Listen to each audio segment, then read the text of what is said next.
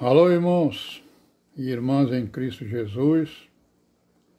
Paz seja com todos nós nesse dia, 8 de abril de 2022. Vamos dar graças a Deus por tudo que Ele nos tem dado, pela vida, pela redenção, pelo pão de cada dia, pelos livramentos, né, irmãos? São muitos, né? Os livramentos que Ele nos tem dado. E vamos pedir a Ele a sua proteção, porque nós somos fracos, mas com Ele nós somos fortes, né? Por isso temos que pedir aí a sua proteção, o seu socorro, né?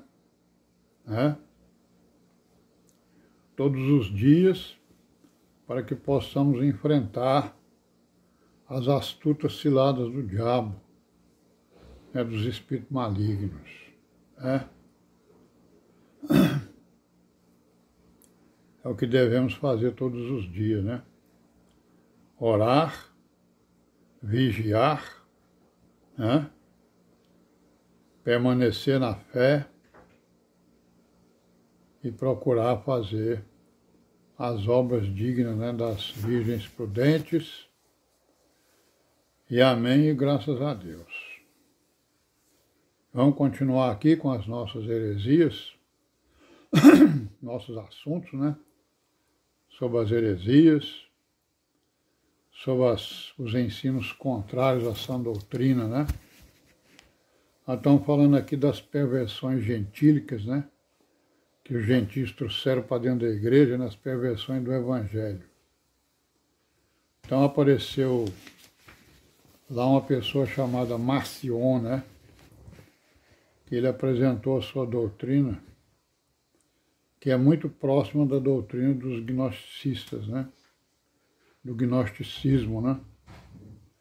Que ele dizia também que tinha dois deuses, um do mal, outro do bem, que Jesus não era o Messias do Velho Testamento, né? Negava, né? O Senhor Jesus, né? Aí dizia também que Paulo foi o único apóstolo que entendeu o Evangelho de Jesus Cristo. Os outros apóstolos não entenderam nada. Adotou somente o Evangelho de Lucas e as epístolas do Paulo, certo? O Marcion, né? Aí teve um outro movimento chamado montanismo, né? A outra heresia, né, digamos. Né?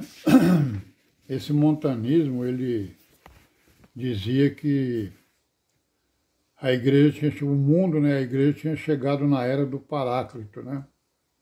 Paráclito é uma palavra grega que significa o consolador, né? Então ele disse que a era do Paráclito tinha chegado, né? Que o fim do mundo estava próximo, que por isso as pessoas deviam evitar de se casarem, né? Tanto homens como mulheres. Então ele exigia, né, o celibato, exigia a abstinência da carne e também o ascetismo, que é você se isolar, né, no deserto e não ter contato com ninguém, nem com coisa alguma. E a base dele, naturalmente, é o Evangelho de João, né, que foi a base dele lá, o Evangelho de João no capítulo 14, versículo 26, onde está escrito que, né, o Espírito Santo, o Consolador, o Paráclito, eu vos enviarei, né, disse o Senhor Jesus aos discípulos. Eu vos enviarei o Consolador, o Paráclito. Então, o fundador do montanismo, ele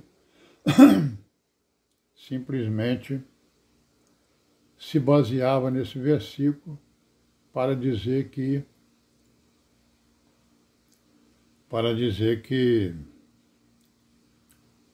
a era agora, né, aquela era naquele tempo era a era do Paráclito. E que o Senhor Jesus estava voltando, né?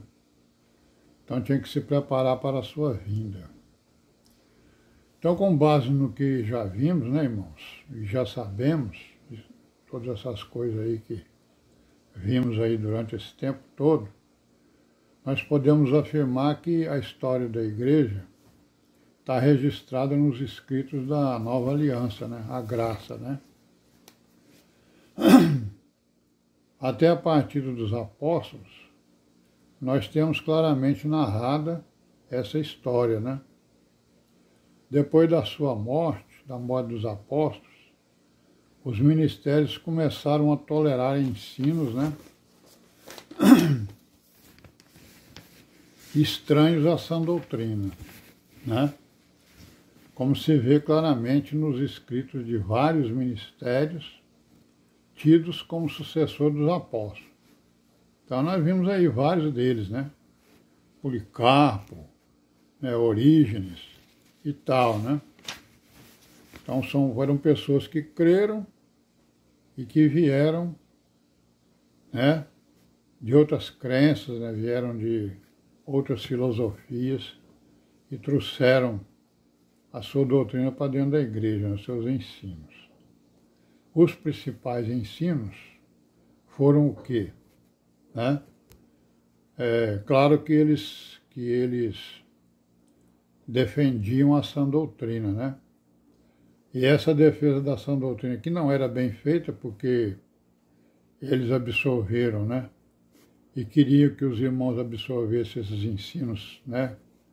Que nós vimos por aí. Então o que eles fizeram? Estabeleceram uma hierarquia no ministério, né?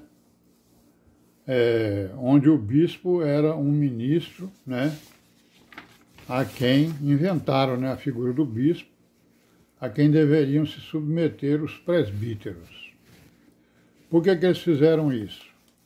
Porque ele aparecia com um ensino, né, fora da sã doutrina, aí se levantava lá um irmão ou até um outro ministro, né, para contestar e para corrigi-lo.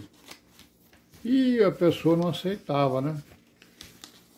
Não, mas você está errado, assim, enfim. Se estabelecia uma discussão sem fim, né? Aí então o que aconteceu? Não, vamos fazer o seguinte, entre os presbíteros nós vamos escolher vamos chamar ele de bispo, e esse aí vai ser o guardião da palavra. O que ele disser é verdade. Vamos seguir, né? Mas isso é claro que não foi todo mundo que apoiou, né? Porque nós sabemos que a igreja continuou, apesar de todas essas filosofias, né? Então a submissão aos ensinos apostólicos, ela foi deixada de lado, de certa forma, né? Porque agora a figura do bispo, ele era o guardião da palavra. O que ele dissesse era verdade. O bispo seria o guardião, né, da verdade, não a igreja, né? Então esse ensino aí, nós vamos ver, né, que foi separado o bispo, daqui a pouco separaram o bispo de Roma, né? E daqui a pouco disse que o bispo de Roma era infalível, e ele se tornou um papa, aí já não era mais a igreja, aí já é a história do cristianismo, do catolicismo romano.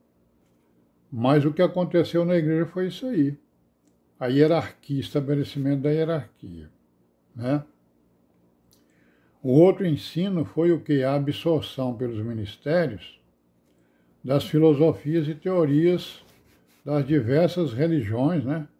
Trazidas por aqueles que diziam crer no Evangelho, né?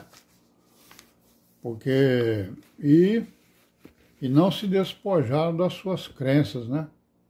Nos mitos, nas fábulas e nas fantasias. O gentio que vinha para a igreja, né, ele vinha trazendo toda a sua bagagem religiosa, de crenças e coisa que o valha. Ora, pois se o judeu, rapaz, né, que tinha uma base, né, verdadeira para crer no Evangelho, não creu, e ainda inventou história, né? Combateu contra a igreja, contra os apóstolos, né? os judeus combateram, né, o judaísmo, né?